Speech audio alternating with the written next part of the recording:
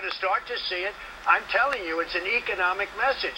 If you look at President Obama, he's been a president for almost 8 years. It will be 8 years. You have with black youth, with African American youth, you have a 59% unemployment.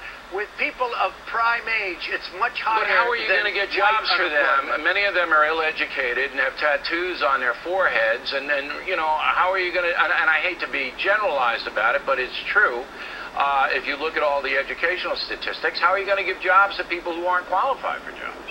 We're going to bring jobs back. We're going to have Apple computers made in this country, not just. We're but going you to have skills to make Apple computers, yeah. And the educational systems. What? We will get the skills and we'll develop the skills. We have an incredible population and they don't have the jobs. Our good jobs are going to China. They're going to Mexico every day. That. But it's more challenging. Well, wait a minute. Carrier and Nabisco and Ford and every company you can name, they're building in Mexico. They're not here. Because we have politicians that don't know what they're doing. But it's more challenging in the African American industry. Look.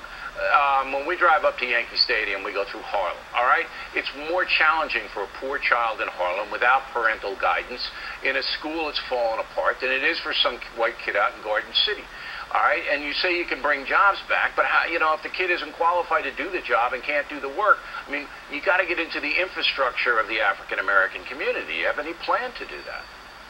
Well, it is true, and it's about education, but it's also about spirit. A lot of people don't have spirit. Not only African Americans, they don't have spirit in our country.